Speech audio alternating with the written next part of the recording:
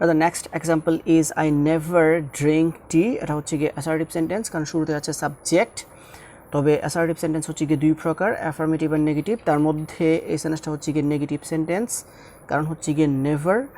আর সেন্টেন্সটি negative হওয়ার কারণে interrogative সেন্টেন্সটি হবে গিয়ে অ্যাফার্মেটিভ। অক্সিলারি ভার্ব থাকলে ইন্টারোগেটিভ করার সময় তাকে ব্যবহার করতে হবে, তবে এই সেন্টেন্সটাতে কোনো অক্সিলারি ভার্ব নেই।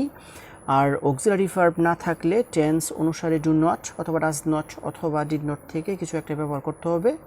তবে ডু নট অথবা ডাজ নট অথবা ডিড নট থেকে কোনো কিছু ব্যবহার করার পূর্বে আমাদেরকে দেখতে হবে যে ইংলিশ সেন্টেন্সটা কোন টেন্সে আছে।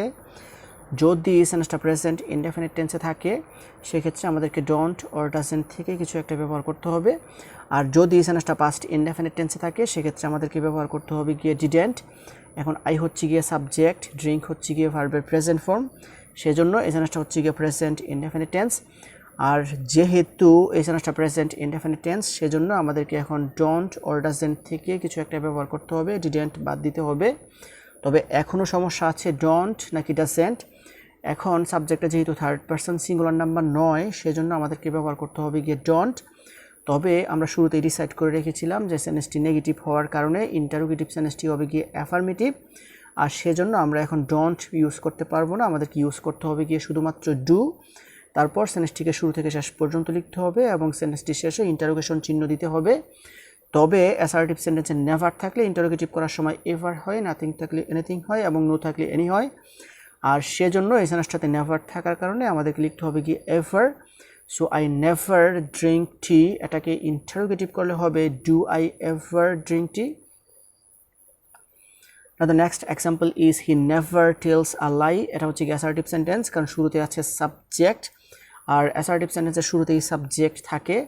তারপর অ্যাসার্টিভ সেন্টেন্স হচ্ছে গিয়ে দুই প্রকার, অ্যাফার্মেটিভ আর নেগেটিভ। তার মধ্যে এই সেন্টেন্সটা হচ্ছে গিয়ে নেগেটিভ সেন্টেন্স, কারণ হচ্ছে গিয়ে নেভার।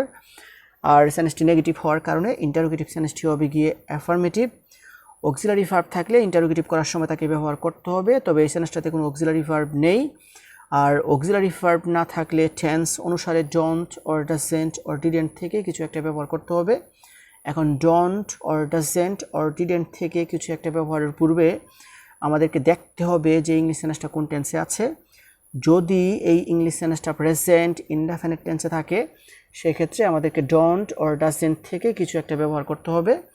আর যদি সেন্টেন্সটা পাস্ট ইনডেফিনিট টেন্সে থাকে সেক্ষেত্রে আমাদেরকে ব্যবহার করতে হবে গিয়ে ডিডেন্ট। এখন হি হচ্ছে গিয়ে সাবজেক্ট আর টেল হচ্ছে গিয়ে ভার্বের প্রেজেন্ট ফর্ম, অথবা সাবজেক্ট এর পরে ভার্বের সাথে মানে টেলস এর সাথে অতিরিক্ত এস যুক্ত আছে, সেজন্য এই সেন্টেন্সটা হচ্ছে গিয়ে প্রেজেন্ট ইনডেফিনিট টেন্স। আর যেহেতু এই সেন্টেন্সটা প্রেজেন্ট ইনডেফিনিট টেন্স সেহেতু আমাদেরকে এখন ডোন্ট অর ডাজেন্ট থেকে কিছু একটা বসাতে হবে, ডিডেন্ট বাদ দিতে হবে। তবে এখনও সমস্যা আছে ডোন্ট নাকি ডাজেন্ট। যেহেতু সাবজেক্টটা থার্ড পারসন সিঙ্গুলার নাম্বার সেজন্য আমাদেরকে ব্যবহার করতে হবে গিয়ে ডাজেন্ট। তবে শুরুতেই যেহেতু আমরা ডিসাইড করে রেখেছিলাম যে সেন্টেন্সটি নেগেটিভ হলে ইন্টারোগেটিভ সেন্টেন্সটি হবে গিয়ে অ্যাফার্মেটিভ, সেজন্য আমরা এখন ডাজেন্ট ইউজ করতে পারবো না, আমাদেরকে ব্যবহার করতে হবে গিয়ে শুধুমাত্র ডাজ। তারপর এই সেন্টেন্সটিকে শুরু থেকে শেষ পর্যন্ত লিখতে হবে এবং শেষে ইন্টারোগেশন চিহ্ন দিতে হবে। তবে অ্যাসার্টিভ সেন্টেন্সে নেভার থাকলে ইন্টারোগেটিভ করার সময় এভার হয়, নাথিং থাকলে এনিথিং হয় এবং নো থাকলে এনি হয়। আর সেজন্য এই সেন্টেন্সটাতে নেভার থাকার কারণে আমাদেরকে নেভার এর পরিবর্তে লিখতে হবে গিয়ে ever. So he never tells a lie, এটাকে ইন্টারোগেটিভ করলে হবে does he ever tell a lie.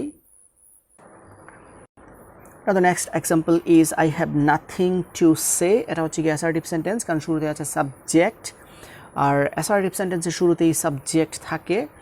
R assertive sentence হচ্ছে গিয়ে দুই প্রকার, অ্যাফার্মেটিভ আর নেগেটিভ। তার মধ্যে এই সেন্টেন্সটা হচ্ছে গিয়ে নেগেটিভ সেন্টেন্স, কারণ হচ্ছে গিয়ে নাথিং।